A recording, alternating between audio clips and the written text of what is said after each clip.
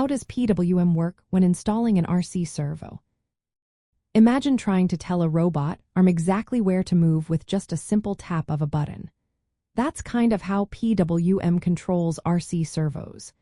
It's a clever way to send precise signals to tell the servo where to go. When you install an RC servo, understanding how PWM signals work is key to making it move smoothly and accurately. A PWM signal for an RC servo repeats every 20 milliseconds, which is about 50 times a second. Think of it like a heartbeat that keeps the servo in sync. Each pulse in the signal lasts between 1 and 2 milliseconds.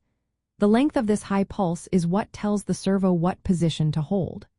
For example, a 1 millisecond pulse usually moves the servo to its lowest point, which is 0 degrees. A pulse of about 1.5 milliseconds centers the servo at around 90 degrees, the middle of its range. And a 2 millisecond pulse pushes it to its maximum, which is 180 degrees.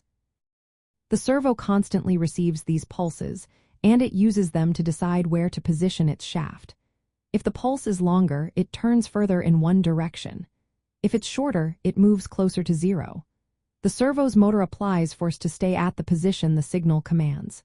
If the pulses stop, the servo won't hold its position anymore.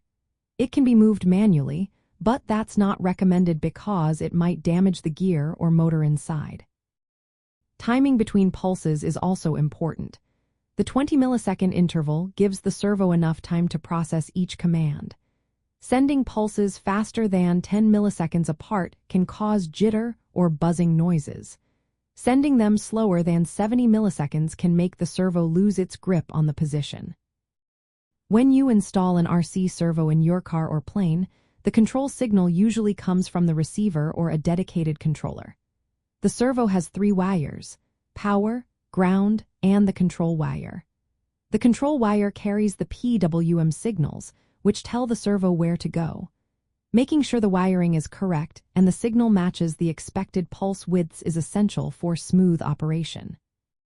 So, in simple terms, PWM works by sending a repeating signal where the length of each high pulse determines the servo's angle.